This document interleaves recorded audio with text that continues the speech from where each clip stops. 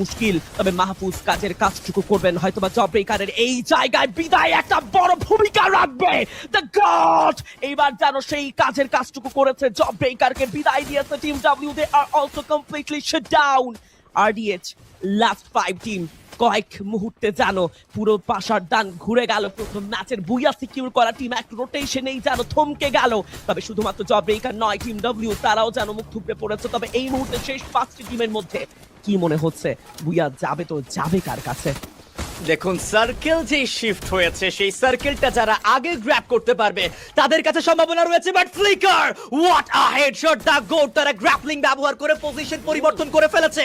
Extreme EX এর কাছে থাকবে তিনটি প্লেয়ার। সেজন এখনো পর্যন্ত জায়গা পরিবর্তন করার সম্পূর্ণ চেষ্টা করবে। Straw heads they are wipe out in #5।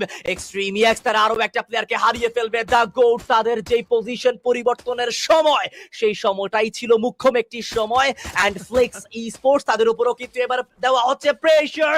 সেজন, ফ্লিকার এই দুটো প্লেয়ারকেও করা হবে ওয়াইপ আউট।